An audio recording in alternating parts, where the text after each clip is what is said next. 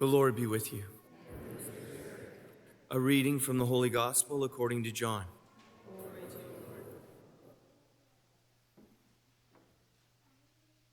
The sisters of Lazarus sent a message to Jesus. Lord, he whom you love is ill. But when Jesus heard this, he said, This illness does not lead to death. Rather, it is for God's glory, so that the Son of God may be glorified through it. Accordingly, though Jesus loved Martha and her sister and Lazarus, after having heard that Lazarus was ill, he stayed 2 days longer in the place where he was.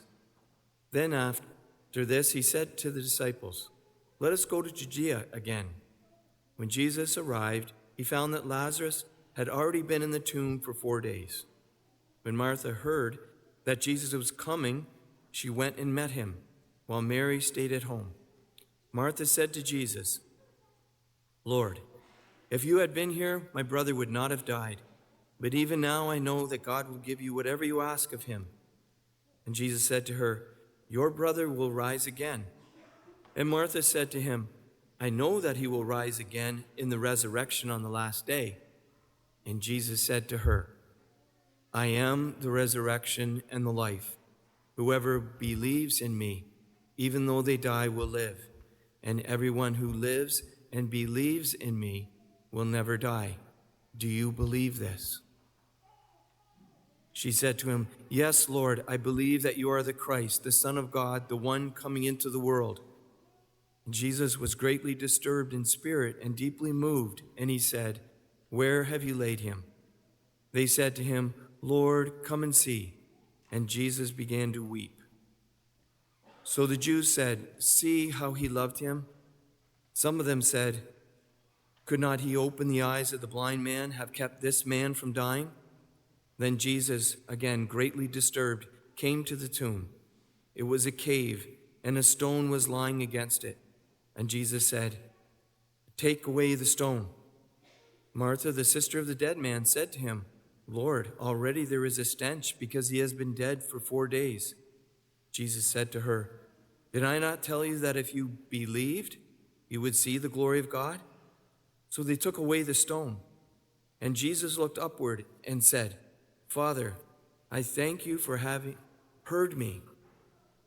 I knew that you always hear me, but I have said this for the sake of the crowd standing here, so that they may believe that you sent me. When he had said this, he cried with a loud voice, Lazarus, come out. The dead man came out, his hands and feet bound with strips of cloth, and his face wrapped in a cloth. And Jesus said to them, Unbind him and let him go. Many of the Jews, therefore, who had come with Mary and had seen what Jesus did, believed in him. The Gospel of the Lord.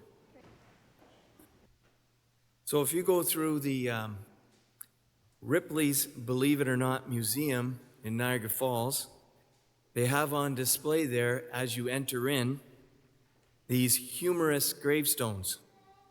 And one of them, I remember, has this engraved on it. Here lies an atheist, all dressed up and no place to go. Ripley's title, Believe It or Not, is similar to Christ's teaching. The Catholic Church proposes. It doesn't impose. You can either believe it or not. In our first reading from Ezekiel, God says, I'm going to open up your graves, and I'm going to bring you up from your graves.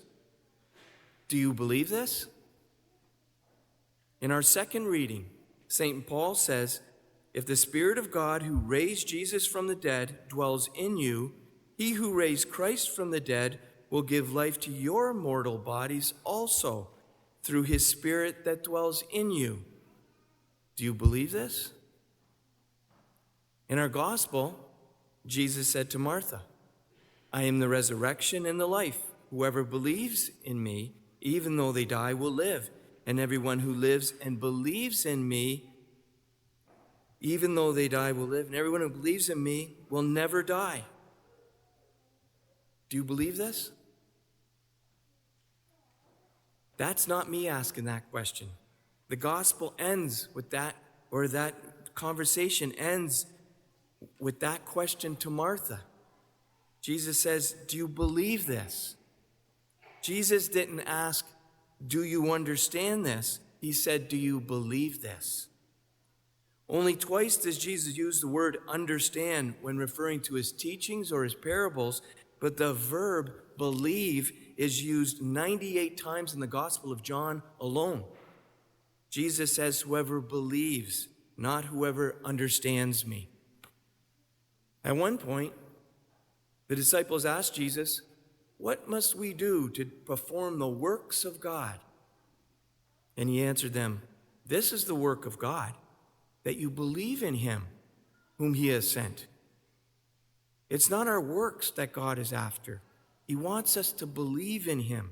Once we truly believe that we are personally loved by God and that nothing can separate us from this love, the good works will naturally follow. Understanding is good, and it will move you down the runway, but only faith will get you off the ground and up in the air. We always have to be choosing. Am I going to walk in faith or am I going to walk in fear? Am I going to let fear and my ever-changing feelings run my life? Or will I surrender my thinking and put on the mind of Christ?